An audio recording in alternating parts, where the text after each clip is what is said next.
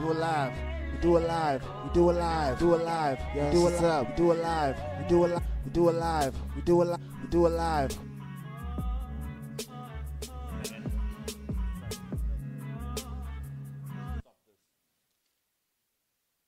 Monan. Are you recording? I'm recording, Prof. Is it done? Yeah. Started. Is it done? Yeah. My name is Silo Timber. I'm not rolling alone. I'm rolling with the infamous. Nah, this thing's on. Yeah. Cool. Yeah. Cool. Tell the people your name, dammers. Not you. You. They can't see. Hey, yo, my name is Prof. Yeah, that's what's up. My name is that's what's up. My name is that's what's up. My name is that's what's up. My name is that's what's. Always fucking showing off.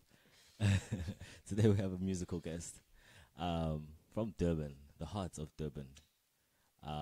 Almost Talk-Lungelo, a filmmaker, an actor, a singer, a producer, multi-talented. Someone. What I do, guys? I'm sorry, I do my own sound effects just so it feels. yeah, man. It's good to be. How you guys doing? Yeah, we good. How are you? Hey, man. Thank you for coming through, man. Thank you, man. Appreciate it. On a Saturday morning. Yeah, just before work. Tell us about yourself, man. We know you're from Durban. Tell us a little bit more what the people don't know. Yeah, how to describe Talk-Lungelo? I'm an artist, man. I create. So right now it's mainly music. It's my bread and butter, the thing that I wake up to, dream about, obsess about. I produce it, I write it, I rap it, I sing it, and I'm just trying to share that with the world right now. Yeah, I do other stuff, but that's just to keep the levels going, keep it just keep it fresh. But music is where it's at. Yeah, man. Yeah. And how long have you been doing it now? Oof. I've been actively chasing it since 2012, and it's been just different circles, different people. When you're still just building the skill of it. But I'd say actively since 2012, when I left to go to university. No. 2012, I just got out of varsity. I was in my first year in Cape Town. Okay. At that time. You got out of varsity in your first year? No. I mean, I just got into my apologies. I just got into varsity, and I was studying film. Yeah. Oh, okay, cool. How did your parents respond when you told them you're going to study film? Yeah, that was just Cape Town was a whole conversation there with a mother that grows up in KZN. Oh, sorry, in KZN. When you just say you're going to Cape Town, it's a whole conversation. Why? No, yeah, but I had that conversation, and then when I said I'm doing film, she's like, "Okay, I just want you to be happy with that tone, with that tone that says, What, are you raised with both parents? No. Single mother. Single mom, very Christian single mother. And for her, it was just, she was happy that she had a son that was going to university. I have an older brother. He didn't get to go to university. He had to drop out. And then I went to university. So she was like, yes, cool. So she was happy for that. And it was UCT. So it was like, it's a nice university. The pictures look nice. So the dream was sold enough for me to go there. She got the dream. Yeah. She definitely. With my graduated son on my wall, so my friends can see it. Hey, that is the dream, Yeah, also from the Cape Town. Hey. The guys, honestly, we are the seeds of our parents. So when we succeed, they literally sit back and just watch these beautiful flowers flourish. And brag. Even though from our perspective, that is true. They can't wait. I always imagined, while I was still in varsity, that when she comes out, she'll just be like, "Oh, there's my son. Did you know?" Hallelujah. Yeah, it's a parental flex. Just a young flex. Just say, hey. I remember I heard my mom saying, "Did you know that your dad's going around telling people?" Because I also went to the same school as you. That's where we met. He used to go around telling people, "My son is not at no normal college. You see how stupid you it is. It's not a normal college. It's a film school." It's a guy that didn't want me to go there. So it's always a funny turnaround. Yeah. As soon as you're achieving in that field of higher education, it just becomes a different conversation. I think our parents never got to get past that level. Some did. But for those, a general feeling, I think it's always a proud moment when you just finish something like that. So just a quick question. How is it going to a college like like the one you went to, the school that should not be named. Already, although I already named it, I'll bleep it out. Yeah, I mean, it was very white. Not in a bad way, just in the fact that there's a lot that was to be adjusted by myself in that place, you know. You find yourself assimilating to things that you didn't know you would, you know. There's a dress code, there's a way of speaking. So did you also get all hippified? I won't lie, the hippie life is convenient, you know, it's affordable. Did you do any psychedelics? Yeah. I mean, if I go back to 2012 until now, drugs were definitely on rotation. You got a song about drugs on your first project. You know what I mean? Yeah. So I made a song about a house party. I like to make the classification between drugs and psychedelics. You know? This is Yeah. drugs. So this is no man. But here's the thing: Okay. one can destroy your life. Like it's like for me, I would never try coke just because of the fact that you've seen so many lives destroyed by it, and I'm like, who the hell am I to think I'm above that kind of destruction in my own life? When people are out here taking the mom's TVs and selling that stuff, and I'm like, everybody loves their mom. Yeah. And the fact that this thing got so bad that you stole from your mom, and I'm like, that's rough. So Yeah. I'm like, I would never take that gamble. So I'm like, for me, I'm like, define drugs here. I mean, I definitely did like a tour. I mean, when you're young, you know, you want to try things. So you're very curious. You're far away from home. Your bursar is telling you, hey, man, I'm going to give you an allowance every month. You ain't got needs. You're just studying. So you're going to try your pick of drugs. If we're trying to differentiate, I'd say weed. I don't want to name any other thing in case there's a sponsor out there for me, you know, but I may have dabbled, you know what I mean? Psychedelics, definitely. I've tried that just to see what the whole hippie wave is about. There's a wave that I can confirm. But yeah, I also outgrew it in my quest to finding music. That's now my escape, my drug, my sort of thing that keeps me alive now. But that was a whole journey that involved, you know, not making it through the end of school, and you know, there's a lot of things in there. A lot of moments, I would say. You survived. Yeah. I mean, I wouldn't say survive. That makes it sound like I went through like a trench of something. For the most part, it was fun. It was Okay, fun. cool. You went. But this is like a bad advert. You know what I mean? I feel like it's starting like to It's say, like, guys, stop saying it's fun, guys. we just say do Stop drugs, saying you kids. survived, 'cause No. other kids are gonna think they can survive too. Yeah, we just what social responsibility. About. Don't do drugs. Oh yeah, no, drugs are bad for you. Be aware when Unless you you're use in a safe drugs. I environment would say with that. the chemicals and like the doctors there, then you can do drugs. But I mean, it's if I could keep it expensive. 100, I'd advise, you know, it should be in schools, like part of life orientation when you get to grade 12. I think there should be like a 10-minute segment just explaining a drug and then giving people the choice Don't to they have say. that already? They don't. They just have pictures of, oh, Mandy went to school. Mandy was shown drugs. Don't do so drugs. that was- That's propaganda right there. I want to know how each era. Because for me, I remember in primary there was this. I think it was a green blob or something, and they were like, "Dacha makes you green," and there was a bunch of posters with all these things basically saying that Dacha makes you dumb the whole way. And Just this scare is- tactics, This yeah. was our exposure. This was also around the same time where there was all the AIDS campaign and so on. So it was like we were all afraid. Should it touch somebody's blood or whatever? Oh, he means it's like you can get- prime Oh, Soul fuck, City vibes. Yeah, you're like, oh my gosh, I said a straw with somebody. I might have AIDS until those clarity. I should over have time. threw it somewhere. This is the era we grew up in, man. This is Real the, rap roll. this is the 90s. Mad propaganda then, bruh. That Rainbow Nation. So when did they start with your stuff?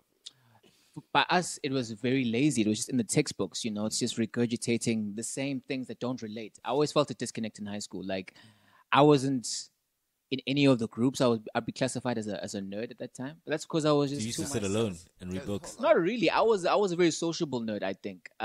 You know, I was like, hey, what would Nerd it with do? Social skills. Yeah, you know what I mean? I don't know if that's a class yet. I think there are those people out All there. the other went nerds to- looking at you like, how does he do it? I, like that. And you went to a technical college, George Campbell. Yeah, so already your perspective is being engineered, ironically, to be an engineer or in those spaces. How I the chose fuck did you end up in a damn art school? to keep it 100. My mother, when I was in grade 7, I wanted to go to DHS, you know, just a school that had every other option. Yeah. Because in my primary school, I was very much into theater, arts, that sort of world.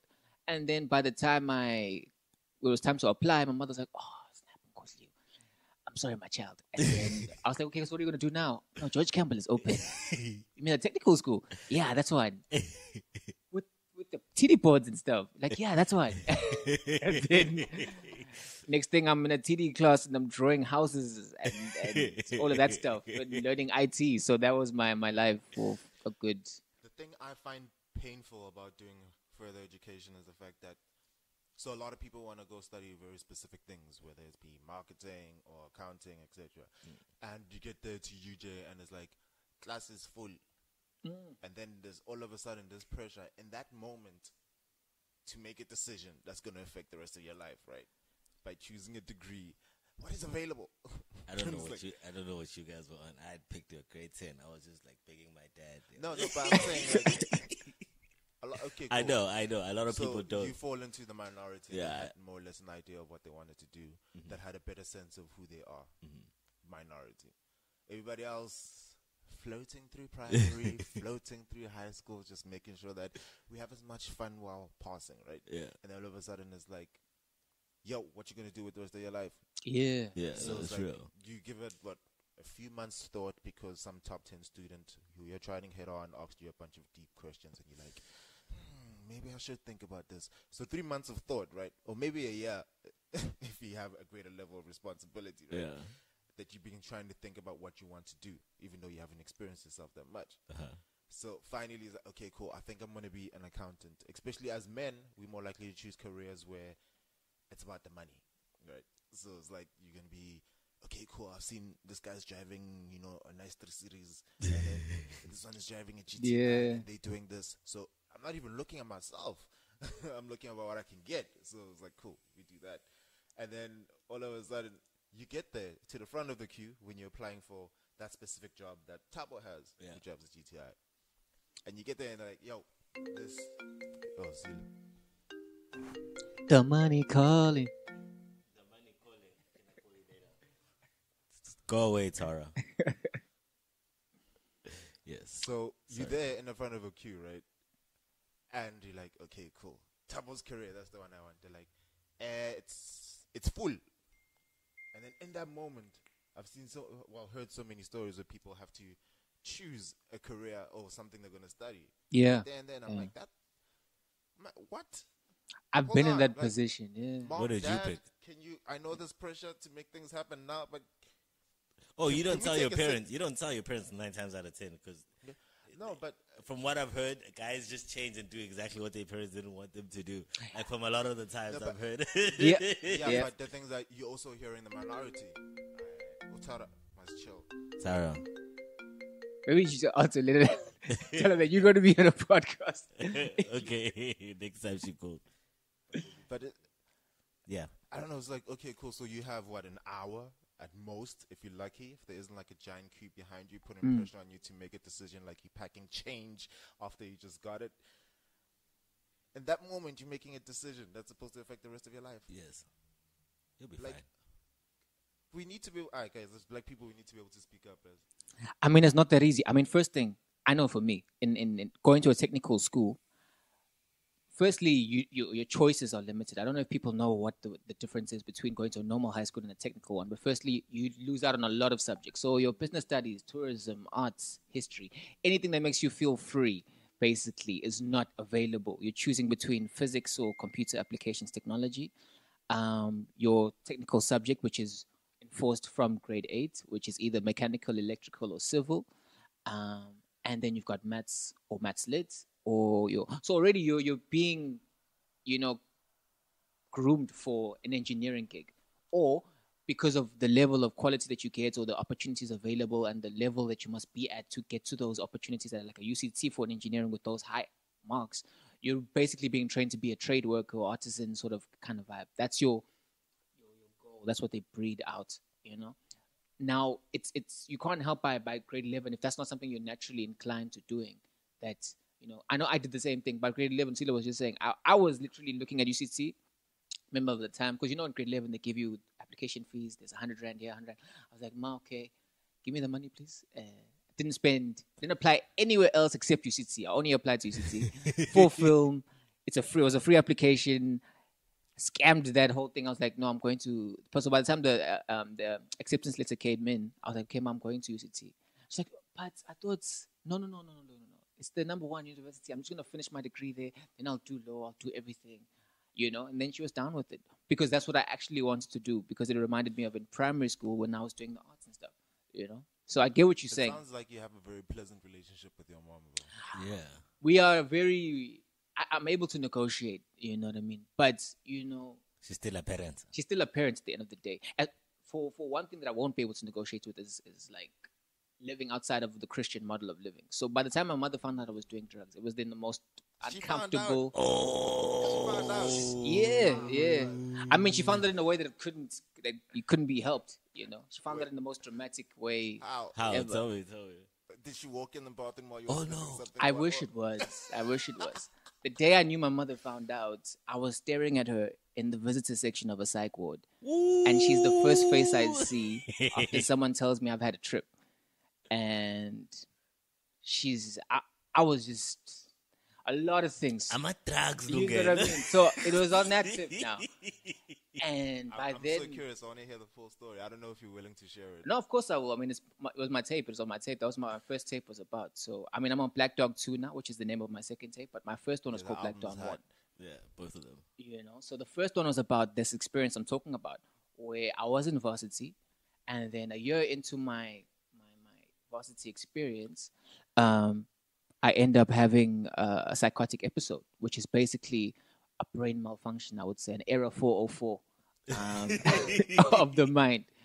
And then I was told that I was like in a coma, a drug-induced coma for like 3 days. Woke up. What did you take? So what was happening? Now, to get political. Now, they were selling bankies, which is basically bags of weed in Cape Town, in an area called Mowbray.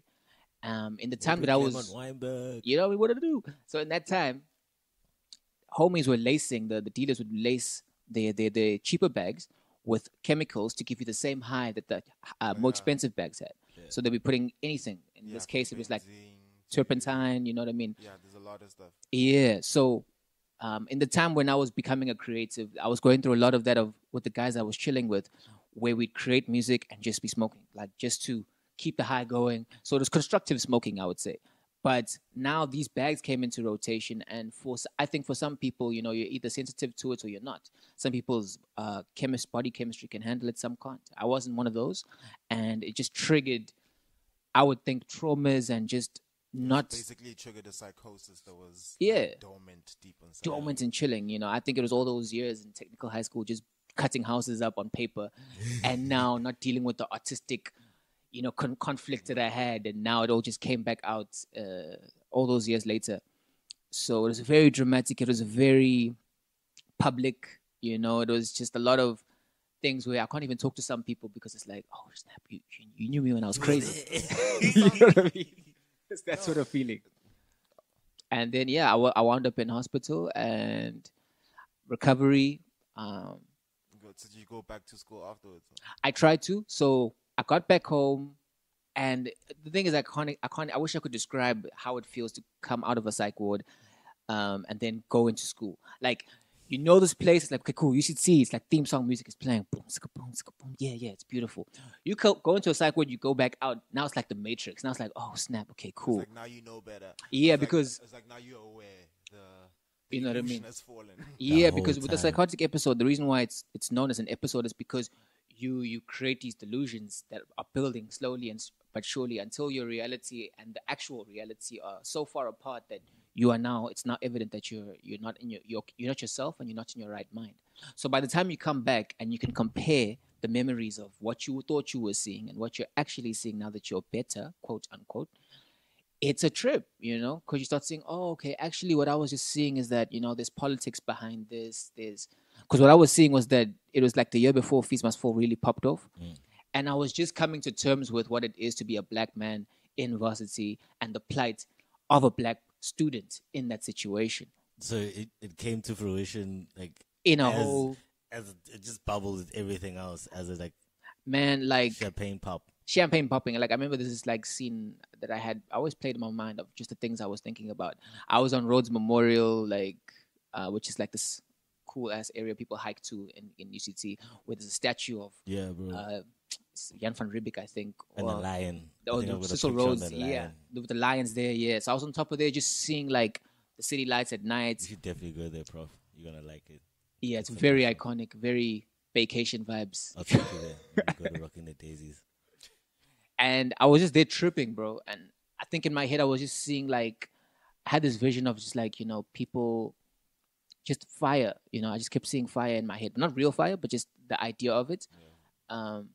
Because I believe in like things like that, like the premonitions and the spiritual aspect of life. I think those like things manifest. The omens and the signs. Yeah, you're seeing omens and signs, because for me, it felt like once I got better, things that a normal person would have also been able to predict were things I was also seeing. In slow motion again. Sorry? It feels like you're tossing in slow motion. Hey, those are some of the things that you feel you're going through. It's like, am I a spiritual healer? What's happening? Is this a calling? So, man, did you think you're going into a different dimension? Or is that like... I mean, not a different dimension in the way the movies put it, where like, your molecules are disintegrating. Yeah, or... But like just like being aware of a different... Yes, definitely that. I think that you feel that you're connecting with a different way of interpreting reality. Yeah. For me, I completely get that, where it's like when they say the statement, you change the way you look at things and things you look at start to change. And it's like, it's so heavy and true. And it's like, we're like learning, it's like finding this new information. And then now it's like, okay, cool. How do I incorporate it into my current reality? Yeah, it's as simple as like the guy who was drinking water. Everyone was drinking water the same way, but there was a guy that said this cup is not half empty, now it's half full. That person that switched their train of thoughts is the same. Is doing the same thing that was happening. It's just in a more dramatic way. Sure.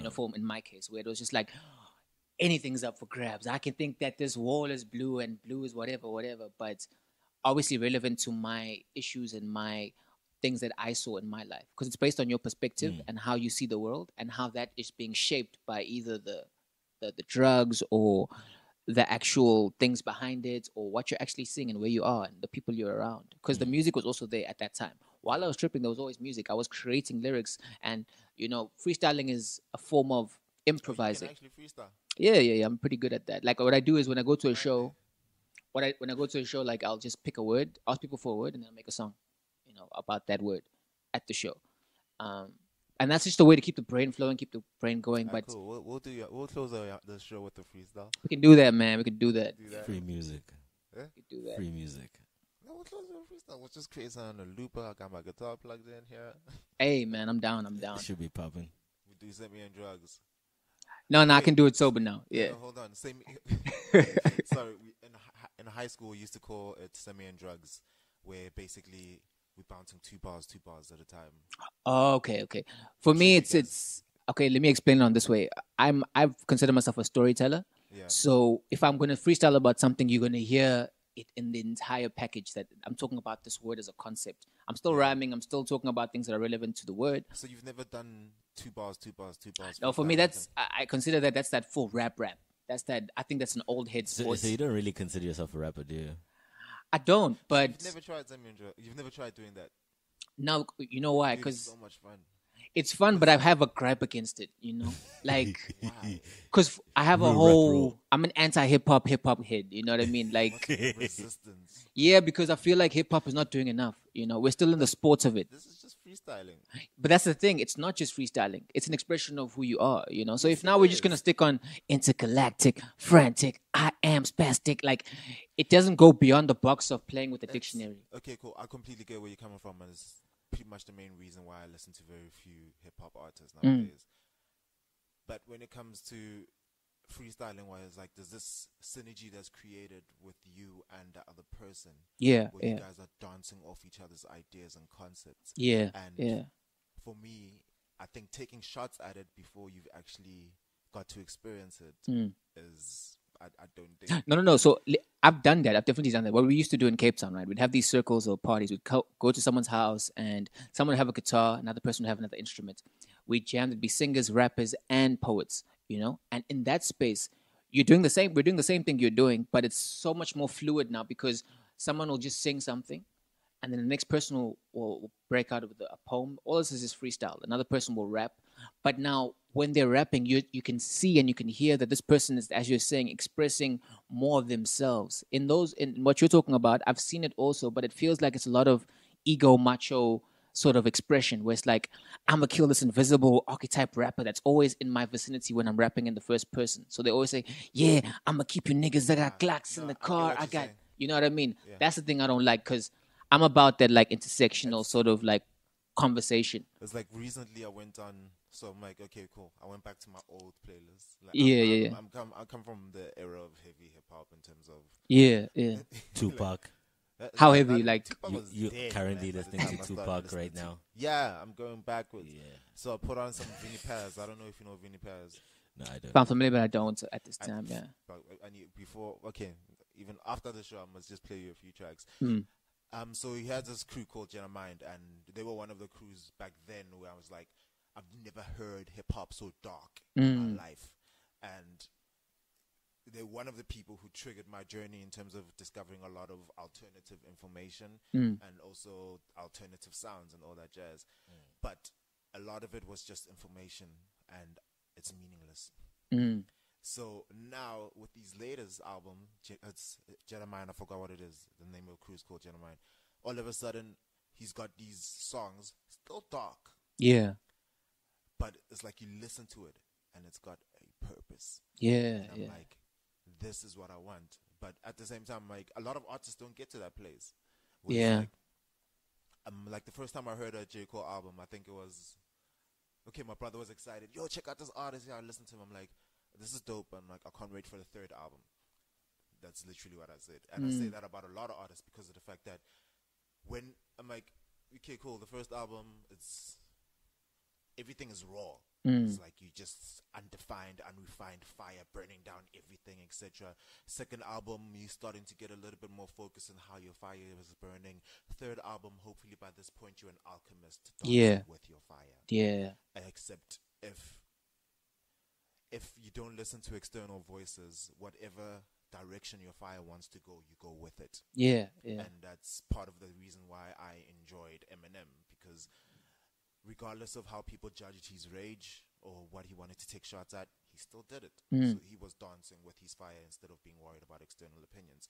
So in that process, even though he was taking shots at his mom, etc., and so on, at the same time, he was helping people heal from the relationship trauma that they had with their own parents. True. So he became like the background soundtrack for a bunch of teenagers who probably would have ended up on drugs through varsity and the rest of their lives. Just being that dark voice in people's heads. Yeah.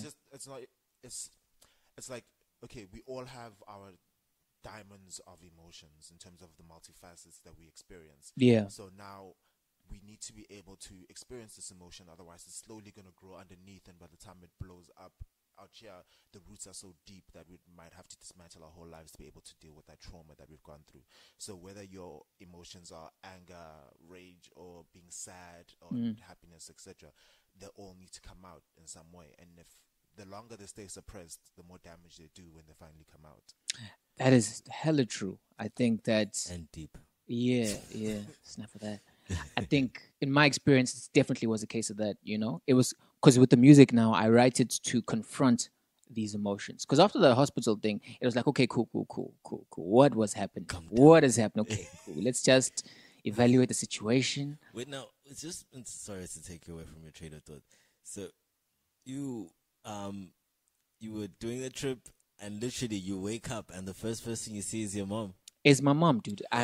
Well, the first person that can I just say this? I think that's freaking beautiful.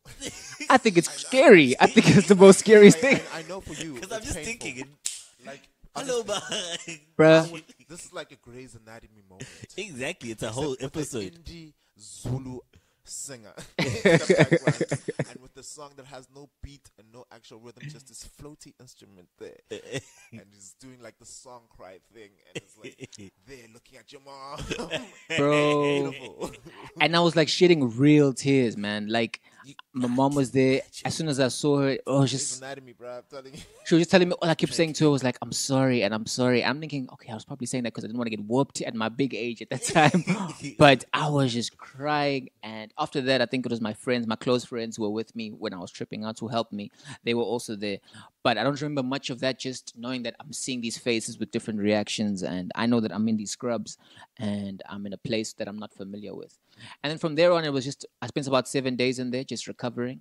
And that was a whole experience because psych wards for me feel like just in the way that it was set up in Cape Town, a lot like prison, but Yeah. it was very, very interesting. Yeah, I do think something. This is a different conversation, though, but I do think something has to be done about the way we treat psych wards in general. It's like you should walk into a space that should be something green. It should feel more natural. Look It at- should, We had to fight to go We live outside in to South smell the Africa. air, man. You know what I mean? We were stuck in a space like- of just walls and bunk beds in a caged environment. And it's terrible. they're It's like, telling you that you people are not good enough to be in society. We need you here until you're okay. it's like you're supposed to get better somehow, given worse resources. Than You know what I people mean? Outside. Because you'll have conversations with these people while they're saying you're not okay. And then if you see them outside, which I have, I've seen some people that are outside. Like I remember when I got there, now the girls and the guys are separated, right? When I was in the visitors section and everyone can chill there was a girl that I had seen at a house party in Cape Town. And we reconnect in that space where she was tripping out and also went there. Do you know how awkward and just mind-boggling that? speak? Are you sure Yeah. you Did you guys- get her number? He probably did.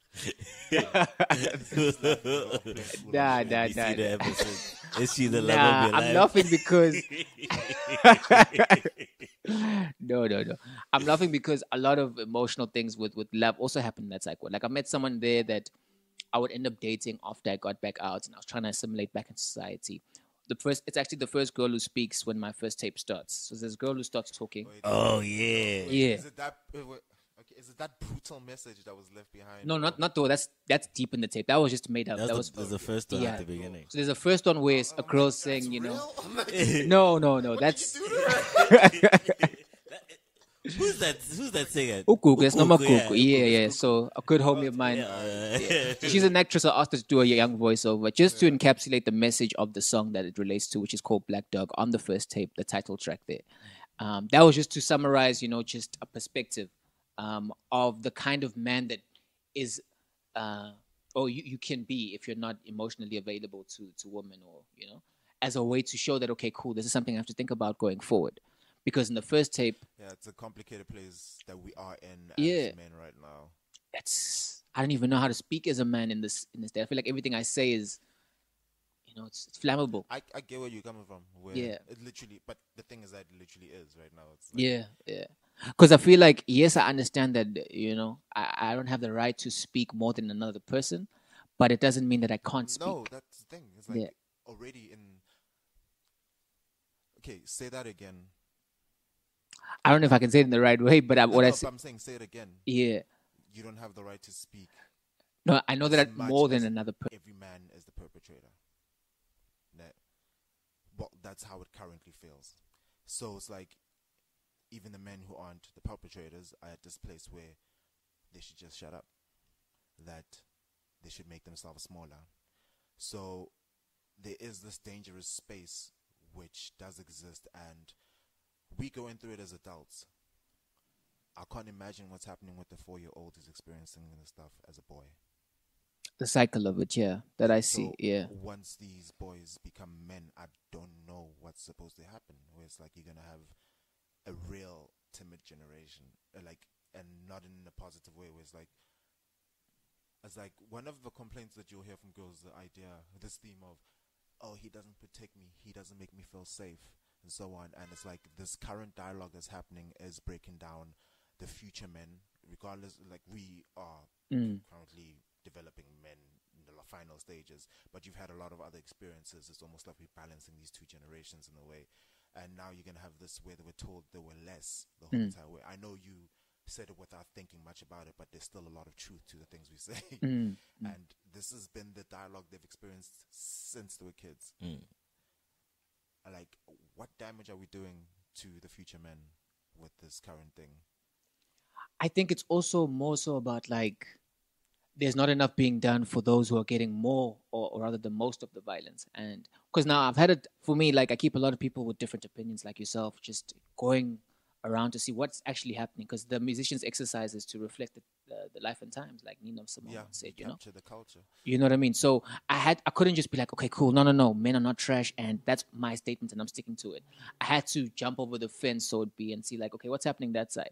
And from what I can understand, it's this idea that there is a hierarchy to the pain that is being experienced across the board, and the main conversation from people is that they want to help the person at the bottom, so that in helping them, everyone who's in between is assisted in their problems, by making sure the one at the bottom is taken care of. Now the issue is that as a black man, in the black conversation, we're like the white people of that whole hierarchy. We're at the top because we have strength and the privilege of the system on our side, which I see, but there's still that damage that we always get.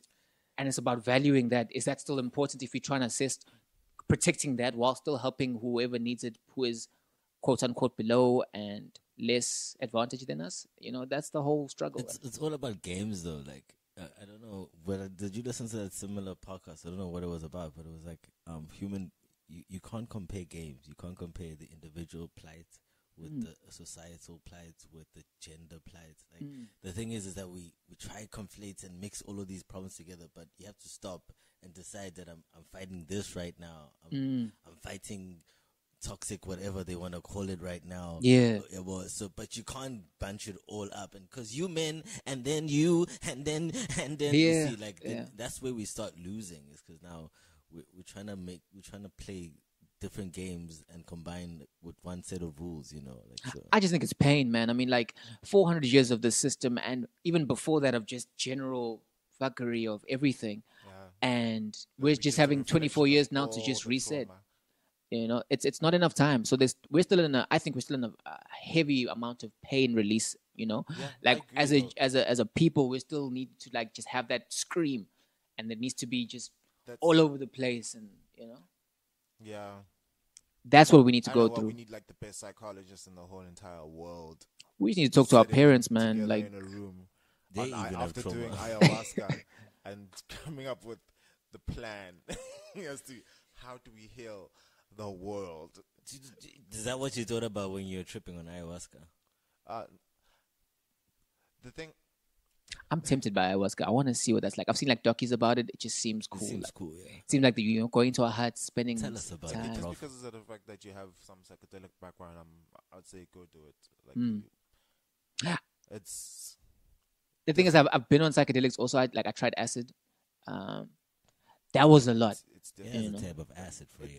The thing, psychedelics are a lot. Yeah, they were just a lot. But it's like the things that they medicine though, because like a lot of people will, I'm gonna take this plant and I'm gonna go to a festival. And I'm like, at what dose though? Like if you're taking it, like, okay, cool, and then you go here, I'm like, no, you're going into the realm of shamanism where you opening up yourself, your spirit, and everything. And you don't want to be doing that at a festival. So it's like there's actual retreats for this. There's shamans who are trained to deal with this stuff and so on. And it's like, I don't think it should be taken lightly. And it's like even LSD in itself, it's quite a heavy medicine. And I know people don't want to use the term medicine, but dude, you dive deep into yourself, man. I think that's the main message, though. It's that, with these things, it's not even about the substance. It's that you as yourself, as an individual, need to know yourself. The more you know yourself, the more of the experience will be genuine and more about your senses and less about thinking about things too much. Did you know yourself before your episode? I did not. I won't lie. That's why you had the era 404. It's like, definitely, oh, shit, yeah. What is this? I did not. I think at that time I was definitely, like you were saying earlier about people, I was just floating, I was doing whatever was the thing. So if it was, okay, get good marks so you can get into school, I was getting good marks and trying to get to school. The first bit of trauma that maybe was not even acknowledged was like my dad passing away. It was in grade 9. You got a dope song about that. Yeah, that's on my current tape right now, where I described the day I found out. We were homeless. So we were living with my mother's friend. Ironically, in a place that was better than where we were actually staying. So you couldn't really feel it, but this is not home. And on one of my trips to school, I get the news that like on Tuesday I was hitting up my mom. Okay, please contact my dad. I need a new video game. My birthday's coming up. Please, what's up? Thursday comes. PlayStation? I had a PlayStation. That's what's crazy. You're homeless, but you have a PlayStation from your old spot. Hey, your mom bought that for you. I mean, you had to, but like, at that age, you're telling your mom, "No, mom, this is gonna be like our DVD player You and negotiate with your our." mom to buy you a You negotiate PlayStation. with your mom. I was a very smart child, guys. Like, I go. Your mom loved you though, but yeah, yeah, still yeah, loves it's you. a lot of love, man. You At know, least it so wasn't a Cavella. Had no, utility. yeah. It's better than the Cavella. 2,000 rand You for a didn't get shoe. your mom to buy a Cavella. No, no, I no. will judge you then. No judgment. Shout out to my Kavela homies. But no. I just We're don't see talking that. about it in context. We're not taking shots. No shots. No, but and then I remember I was going to school, and then she's like, "Yo, man, Pops is gone." I was like, "Okay, when?" 2 days ago. Okay. 2 days, yo. Then you go to the funeral. Like fast forward, then you meet up. Then you're like 7 other siblings or something. You realize, okay, a whole other family. I thought I was your only kid. So there's that's a whole other black story. You know what I mean? Just Yeah. that idea I'm of sorry. just families that are unknown to others. So that whole journey, I did not even confront it. I was like, okay, cool, Pops is gone, and from there, I just really was just floating and numb to it. So by the time second year of varsity comes in, and this whole thing trips out, when I'm trying to get back into school, these are some of the things I'm thinking about. I'm thinking about, okay, cool, school is a scam. Fees are not falling.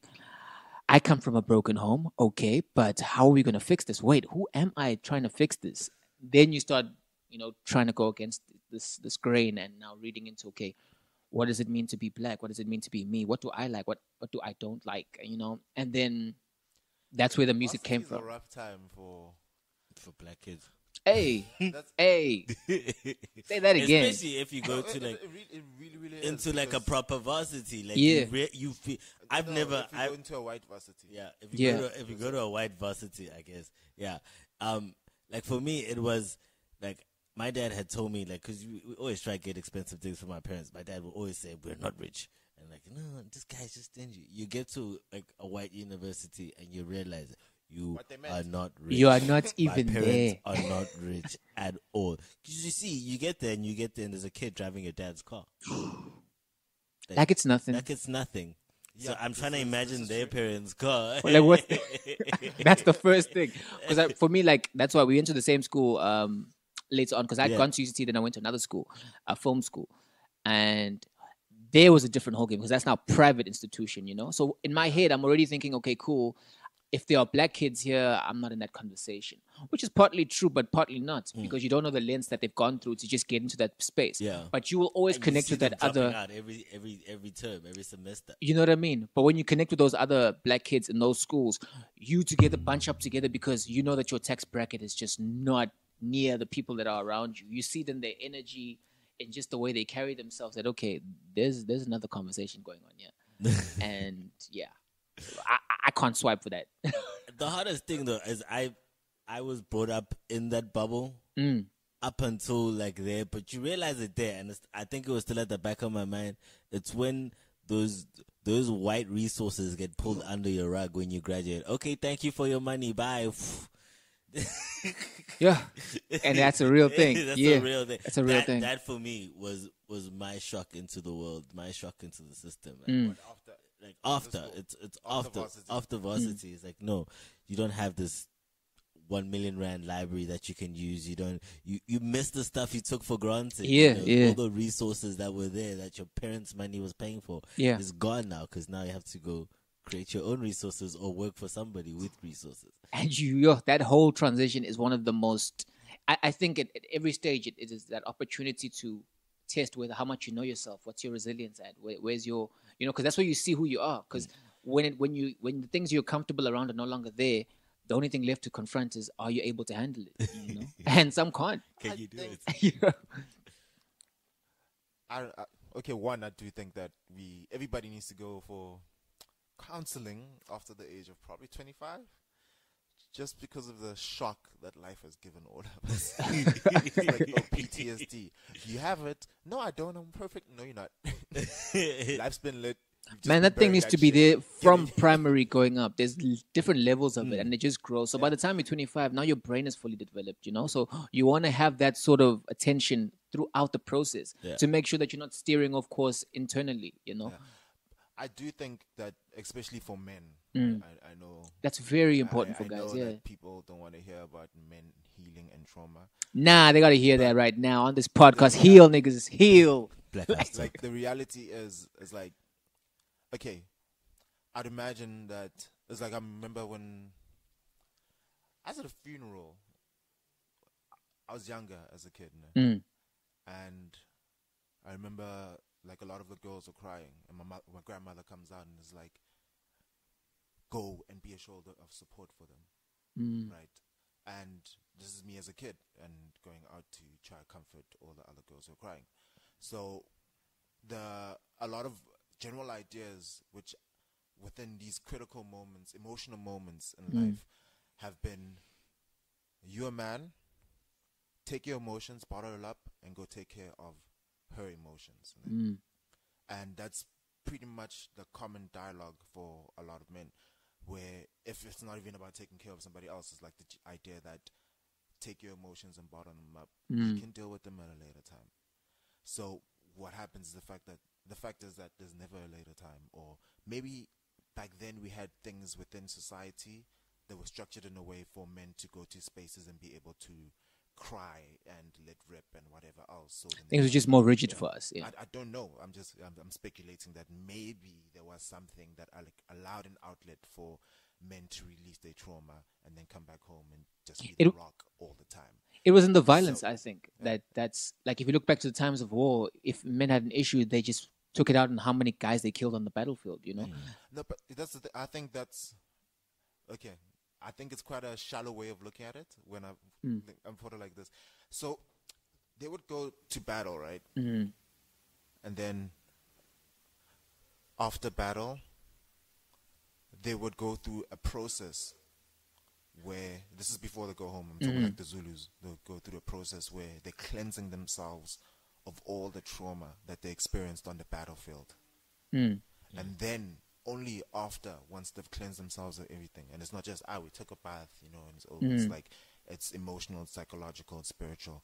And then after that, they would go home, so they don't take none of that energy back home. So they did that for war.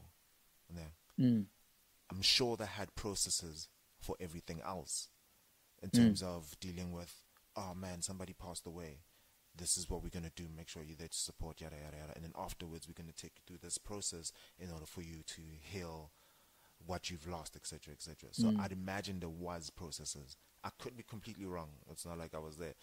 So my thing is just that from what was there, there's definitely something that's happened or been erased or not being spoken about enough, because the issues are still prevalent. You know what I mean? On both sides. Not to say that this is a conversation of, oh no, men need to change and they're the only ones who need to change. There are issues on both sides, but as human beings who relate firstly from a sensory sort of thing, you know, the nearest problems are the most violent ones first. So the domestic abuse, the on both sides. Now, I'm not just talking men hitting women, also women hitting men, like, regardless, but those are the main things that always pop up because it's the nearest to someone dying, you know. But there's still other stuff, the softer stuff, like the emotional things, the manipulation or victimization, victimhood. You know, these are things that are happening low key, but we can't get to them. It's not something that's very accessible because you still have to get through a person before you get to that issue.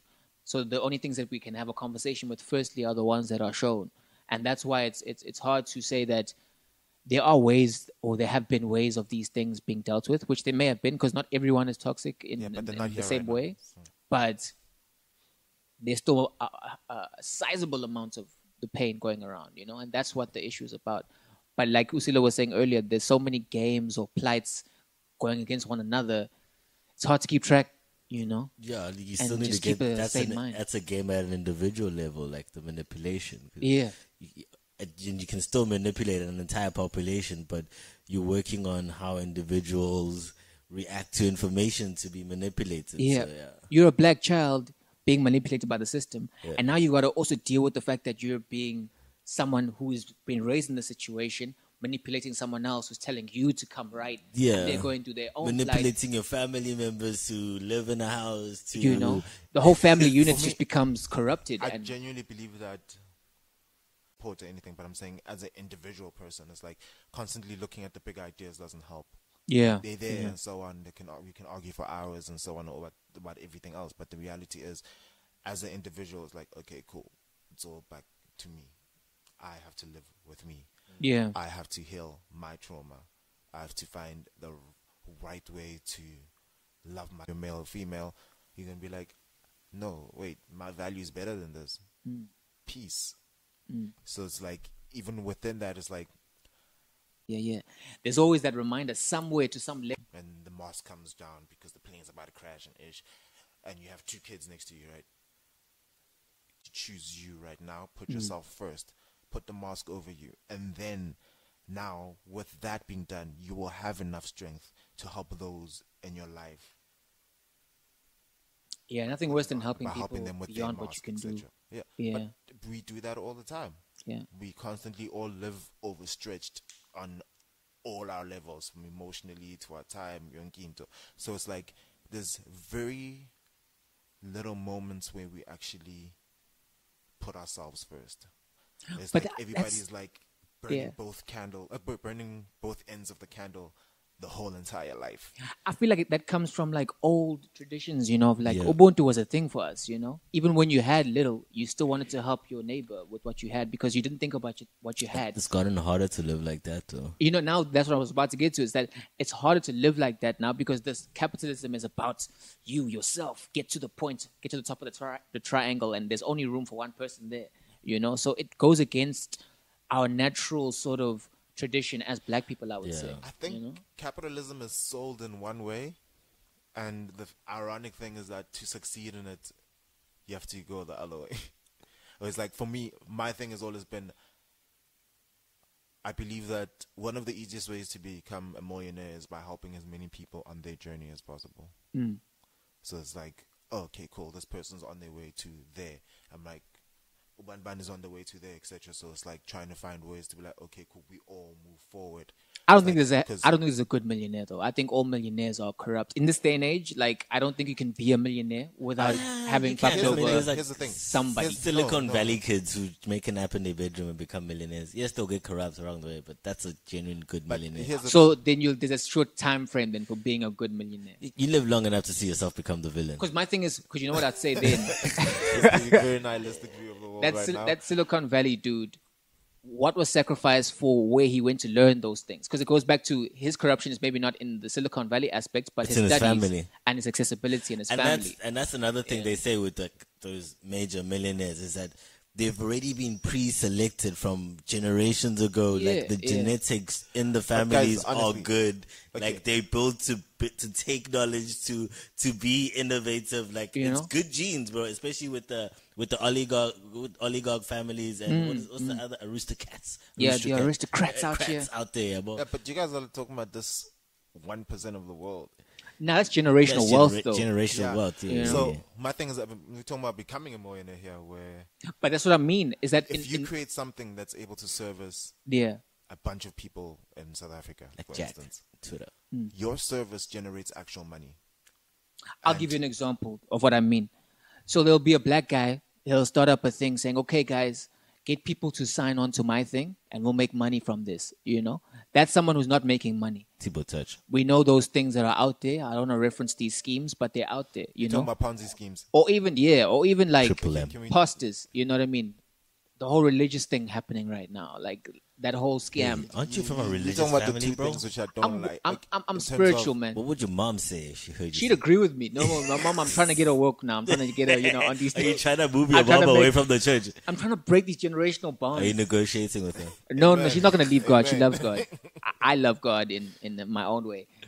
But those situations, they always hurt in some other way. You know what I mean? It's just that obviously now, if you're seeing someone helping someone else, it's right out there. You know what I mean? It's like, cool, this pastor is healing people, but you can see them eating grass, and you're telling them, is this how he's healing people, or Here's is he selling hope to them You know in a what way that hurts works about for their church? own personality?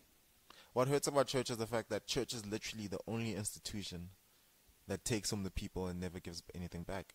Nothing. See what I'm saying? And So- it's tax free. And it's like back in high school, I was very serious about my Christianity. And one of Jesus its freak. Jesus freak. just stop, Sila. So what the pastor used to do, we only found out after he left, Yeah. and it's like, okay, so every once in a while, like 2 days a week, they'd have a thing where they'd put out food for the homeless people, and they knew on what day to come, and they would come and eat, and so on, etc. But those are all the visible things, right? And then when he left, all of a sudden these stories come out where he was actually helping families pay rent, where he was helping them buy groceries and so on, all the members in the church. And for me, I'm like, this is the kind of church I would continue giving a tithe to, because of the fact that Ubanban came to talk to the pastors like, yo, since my husband died, it's been this way, etc., etc. And he went out and helped them without making it a thing next week Sunday that come up to the church and tell them how the church has blessed you. It's like, no, he kept their dignity and pride, I guess, in that sense, and kept it a secret.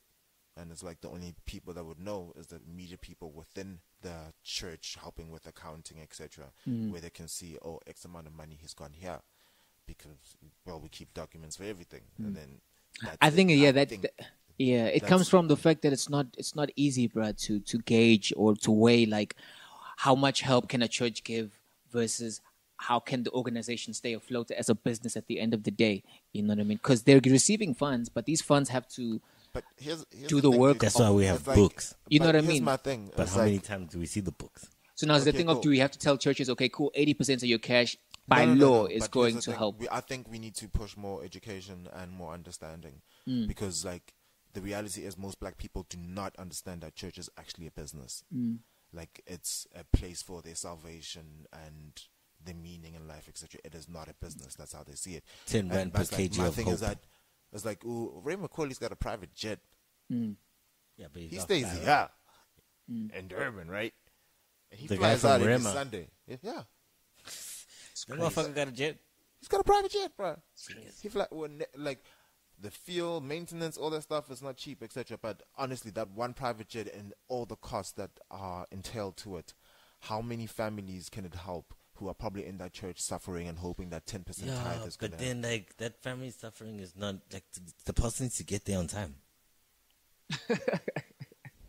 You can't help people if you can't get there on time. And that's the thing. For me, it's the fact that just because you know what I'm saying. I know what because And the I'm not church taking has shots at Ray to McCauley. The apostles can buy whatever they want, but I do That think tax-free money. this thing of not giving back, and it's yeah. not. Here's like you running a damn church. You have people here crying their hearts out. These people are desperate. They're here for answers. They're here for meaning. They're here because they need to find a way to get out of the mud that they're in. They're trapped. Some people need to hide that they're serial killers. And then you're gonna take their 10% and just add it to your private jet fuel.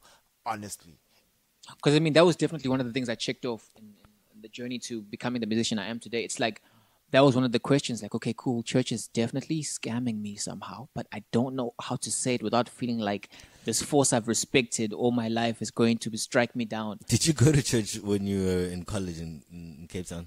I tried to. I mean, we had like a young circle that would like every Sunday that go to church. But then I started noticing like little a circle things. of people that were beaten into going to church. Yeah. Basically, you know. So it got to a point where you get old enough to recognize, okay, there's a couple that's dating here, and they're probably fucking, and we're just waiting for them now to get into a bus to go to church. Something about this doesn't feel churchy now anymore. It feels like there's a church that we're going to, there's a church we believe in, and the two are not the same on paper. So which one is the real one, Because those are the things if you're reading the Bible like plainly, you know what I mean, and you're reading it for what it is, and then you're reading what people are using church I don't for. think you can read the Bible for what it is. That's what I'm trying to say. It's that conflict in everything, and the fact that if we're taking it literally, there's a whole different interpretation. If we're taking it according to what pastors say, there's a whole different interpretation. Because some people go to church just to console themselves. Like, okay, cool, I'm here now.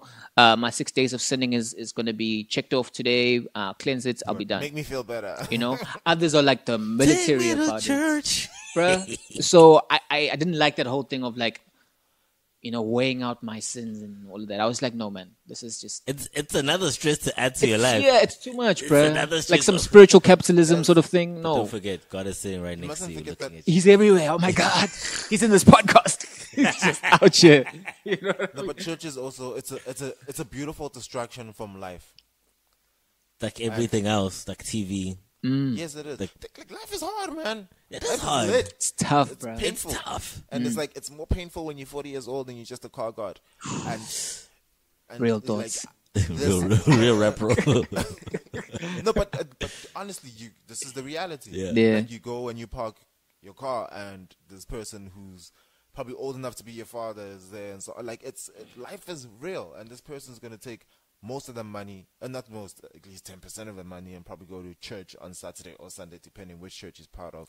And it's probably that church where he's probably gonna walk for like an hour or two, and so, and it's like it's a distraction where it's constantly dangling a carrot that things will be better. Like, you know what I would respect in church for me?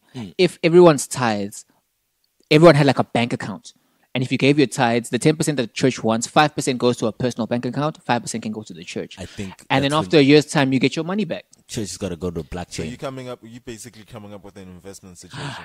Church should be an investment because that's what For they're the preaching. community, especially. Yeah, like do you know how much money grannies and everyone in the community is just giving to a church to give it that roof or whatever? So if some of that money comes back to you at the end of the year, let's say through a savings, like maybe an interest that's specifically for churches, in that way I can already take away half the heat from the church. I'm like, okay, cool, now no, I can't deny if you're getting 20K back at the end of the year. Let's create a church coin. Money? Bro, There's ZCC is actually. Those guys got products. Those guys got ZCC rice. Yeah, ZCC, that's a whole nother level now. That's a whole nother level That's a of whole business. nother. But I just want to point out the fact that they community focused. Yeah, no, they It's just like- built it's like- built a hospital. They just built a clinic, I think, and a school. Yeah, that's where the tithe is supposed to go. Like, Yeah, it has to. No, this is definitely not a sweeping statement. We're not saying now all churches are bad. Yeah, We're just talking yeah, about the ones that are out here doing the And most. there's a lot more of them coming out. The shitty ones that Yeah. don't care about the community. Shout out to ZCC, man. Y'all doing the most. Hey, Yeah, but it's crazy that a church You must part do of- that, and like, Yes, Yeah, well, ZCC I'm not does gonna- more than most governments for the community. I was just gonna say, good, then the government does it's crazy that we have voting to is coming up. approach I don't know who I'm voting for, bro. Like, Oh shit, that's the thing. That. Well, when this is out, we would have voted. I would have not voted. I wouldn't even lie. I Are didn't you even not going register, to the man. polls? And- you haven't been to the polls. Do you feel powerless? No, Do I you think feel like your vote doesn't count? no. I think for me, I've realized I've come Are to you an playing age your now part? where it's like my vote is my actions. You know, like I am a human being. I'm a citizen. So yes, I won't vote if I feel like I don't see change, and that should be within my right to abstain.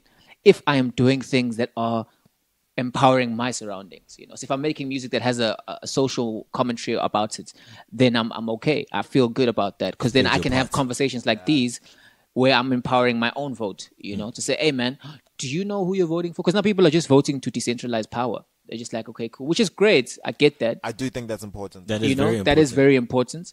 That is a key thing. Just Maybe think of how information was decentralized. Sorry. How information was decentralized through the internet. yeah. Like now, when we just keep working at decentralizing more and more things. Decentralized has become such a really cool word lately. Like it had no meaning to me before understanding blockchain, Shut up, Bitcoin. and then all of a sudden I'm like, no, everything must be decentralized. Yeah. Peer to peer, baby. Like, Yeah. I'm just anything- annoyed by the fact that we're decentralizing it to people who are generally in a corrupted sort of environment, you know. So it's like there's 10 rooms of thieves in the room, and then we're saying, okay, the one thief mustn't have all the power. Let's give it to the 9 other ones. That's what Yeah. it feels like sometimes, you know. And different kinds of thieves, not like the same Effectively, face. that's what's happening. Where it's like, okay, cool.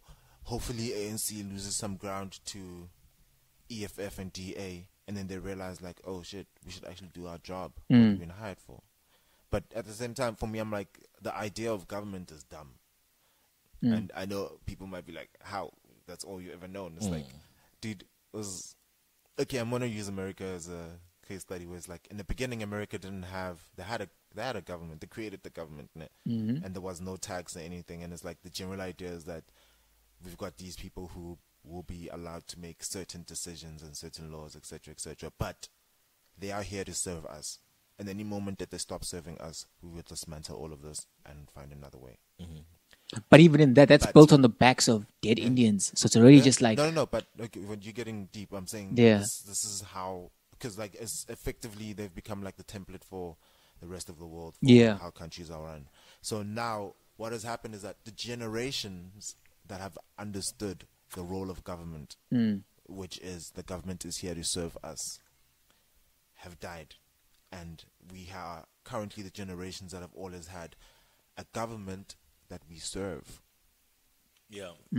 So We have to constantly teach ourselves that the government works for us. That so you can't be yeah, that's the angry at thing. me at a So it's clinic like because I now- pay your bills. Now the government, which has built so many institutions that we fund through our tax, that has built like this all is building new-ish that we fund through our tax, is all of a sudden we are the ones who have to pay for it for this government through all of our taxes. Like ETOs. So no, but you buy chippies, Fat.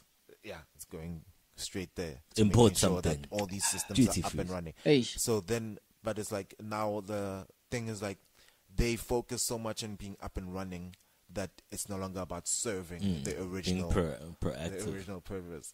So for me, I do feel like we have to we need the right education to remind the world like you actually don't need a government.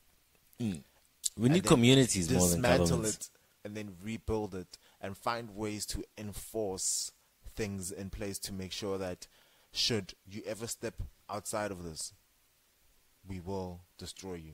I'm just tired of old faces, man. I'm sorry. I saw this one video that was recently out there of this guy, one of the premiers or something, fainting. And I was just like, yeah, man. That's what happens when That's what happens when you hold on to power too long. Yeah. You know what I mean? Like life comes for you. And I'm tired of that, bruh. I'm tired of seeing like over people in retirement age giving us People who were decisions. ministers when we were growing up are still ministers. Bruh, Which is crazy. have you ever tried negotiating with your grandmother during Christmas and you think you're going to negotiate power things with someone at that age? Dog, the 77. think These are people who are set in their ways. The Yeah, that's Northwest the thing. Premier was like So- 70 something when he got the job. Nah, G. There's a lot of them. Nah. The thing is, it's a messed up system in the sense that in order for you to get any form of power within government, it's going to be a couple of decades of pushing. And by the time you get to the point where you're actually in power, you're so out of touch through all the pain that you were experiencing in your 20s, right? That it doesn't have any meaning at all. And it's like your main thing is like, I just want to make sure I retire nice. And that's the problem, because it should be a thing of, it's not to say that we don't value these guys. I would love to see them in an advisory position. You know what I mean? There are people that the young guys or under 35s would be consulting for decisions, but they do not have the final say so. Because at the end of the day, life is a young man's game. And if you protect the young and you empower it's the not. young, it is, because if you empower the young, the potential for you to become as a country will never stop. Because new ideas are the best thing. Here's the thing. You know what I mean? Okay, for me, I'd believe in balance, and life is not a young man's game. Like in your 40s, you'll have the power to create more. What defines that? That in your 40s you'll have that? Dude, there's capital, all forms of capital. No. Let No, me no. finish. My point is getting me that finish. capital is built on a system that has to make you wait till you're 40. You know, because now we have other but ways here- for you to pop but off. The thing is, you're arguing about a system. But here's the thing. Okay, cool. You are, how old are you right now? 25. You're 25. Mm. Okay, cool. What's the longest period you've gone working 20-hour days every single day? 6 months. 6 months. And what, did you quit at that point? No, I'm still out here. So what, it's 6 months up until the specific point. Yeah. So you are literally learning how far you can push yourself. I mean, I wouldn't say that No, because but here's the thing. You're going to look at it in retrospect and you're going to realize what you were actually doing. So it's like, no, here's the thing. I wouldn't say so. Because I'm a musician at the end of the day, and I live in a society that doesn't value that as a job, or when I see that as a full-time job. What I'm doing is just paying bills and getting things going for my Okay, career. cool. But that's Here's a the full-time thing. When you are 40 years old, you do not want to be working 20-hour days. No, definitely not. Yeah. So at this age, it's a lot of, one, it's learning, and two, it's realizing how far you can push yourself before you actually burn out. Okay, this is what I think the 20s are for. That's my personal opinion.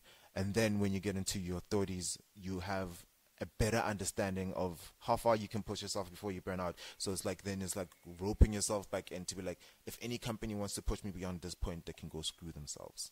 But do you see, you're already playing in a game that I'm talking about. It's that whole thing of like, this is still in a system's mind map, you know? So that's what my conflict is from. I understand what you're saying, Now- and those are the tools to succeed in that model. Okay, cool. So the ideal system is what? Somebody to drop a bunch of power on you while you're in your 20s.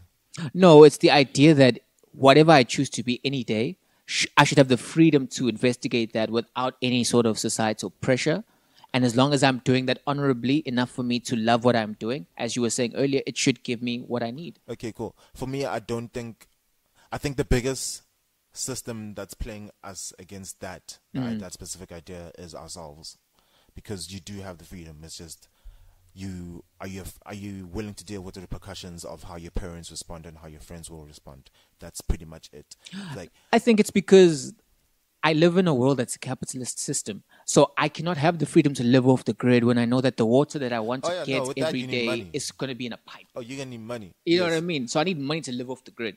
You know, I've seen shows where like white people are like living in Alaska or whatever. Yeah, they had money to have that. You know what I mean? So we are free in the sense to do it, but not in the way that should be done. You know what I mean? Yeah. Where I should be able to take, I should be able to see a tree with avos and take from that tree. You want financial freedom. You know, right now, yeah. For the life I'm living, give me that bag. Independence. No, 10K for the Brought moves. to you by hard work. Okay, cool. But in relation to positions of power, though, Yeah. I do think that there should be there are processes that are in place that are important. Yeah, But yeah. at the same time, I do think that we do need younger people in power, because when somebody gets, like, the older and longer somebody's been in the system, the less drive they have to change it. Whereby that person who's just come into the system, right, cannot come into the system, wants to change the system from within the system, so they're coming in. They've got so much drive at that specific moment, right? And it's like then playing by the rules of the system that they're in forces them to become carved in a specific way. You said that about your job now. That you came in with oomph. Yeah. I did. And when I changed things. Bro. Yeah. So it's like by the time you finally get power, it's like you're effectively no different from the previous person who was running things. My thing is, what I feel like we need a more balanced approach where we need to find a halfway mark in terms of, okay, cool, let's say somebody who's 35 now.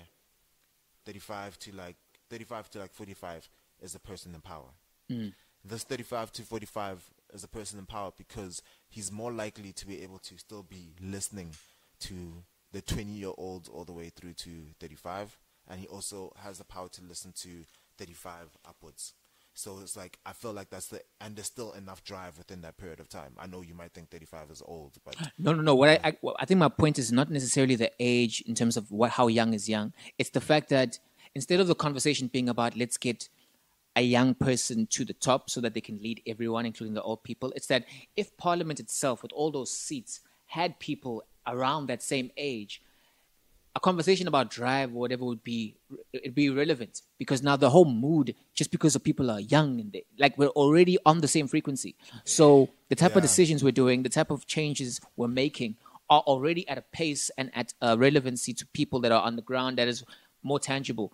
That speaks to social media and the power for change in that way. EFF has been capitalizing on that since the whole campaign has been we're young, we're woke. EFF has been putting in the work, though. You know what I mean? They've been putting that campaign in. Besides social media, these people They've are doing got things me side eyeing like, I might just wear a red shirt today. You know what I mean? the thing, I'm wearing a red shirt right now. Pretoria and like the Northwest, let me not say Pretoria because Pretoria is CBD. Like there's areas where the electricity will go out for like 12 hours. And there's areas where the water, you can't drink the actual tap water. Yeah. And so on. And it's like the only people who are active there is EFF. But then you will never see this in the news reflected. And I'm like, dude, like these people are actually putting in the work. Like I've got so much respect for them. But there's still too much to be done, bro, Dude, here's the thing. There's always going to be too much to be done. Yeah. There's never going to be a time where it's like, we can relax now. Hey, problems don't end; they evolve. This thing that you're going through right now. What you're going through right now, the process of creating and the process of being bummed out, the excitement, the happiness, etc. This is it. This is life. We're living it right now. Yeah, it's not starting. It started already. It's been going. This is it. Yeah. That's pretty much it. And Lungelo Manzi has to go to work, so we're gonna have to cut it short. We might do some music for you, but you'll see it on the website. Don't forget to check us out on Radio Is there anything you want to add? Hey, I just dropped a tape, man. It's called Black Dog 2. It's my follow-up to my debut. If you don't have it, go online. It's everywhere on all digital platforms. Go listen to it, guys. 12 tracks. It's beautiful, man. It's more about this conversation that we basically had, and it's Yeah, I made all those beats. Don't forget that. Oh yeah, I didn't get to. Okay, wait. One more question. Okay, I the process of making your album, and give a shout out to the people who are necessary. And people, if you don't get a shout out, even though you help them out, don't get touched. People forget stuff. Yeah. First and foremost, shout out to all the people who I text on WhatsApp. You know who you are. When I need focus and feedback from all of my jams, shout out to myself because production is a bitch and it takes a long time to make those beats. Shout out to Wandile, my executive producer, who was mixing, mastering since the first tape. Shout out to the features that I have on the second tape: Yashna, Celestial Mike, Loki, Ungola, Yo, my T-Bag. sister Uzube, That's one deal. my friend Tandy, you know. Shout out to people from the first tape, Hope, all those other people, Ukuku. Shout out to people who were striking when I needed some voice notes for my tape on the first one. Shout out to everyone, man. Yeah. Just The album sounds really good, guys. It's clean. It's not the same old annoying content. He's even squeezed in some house on there, I think. yeah. Shout out One Hands, where it's DJ like, Hands. Shout out to Groove on DJ it. Hands, yo, that beat. yo. From all the beats I made, that's the one guy who sent me a beat, and yeah, It challenged you. it challenged me. Deep House is not a joke, Alright, guys. cool. You owe me a beat, yeah? Yeah, man, I'm Alright, ready. cool. We're ready. shaking on it. Yeah.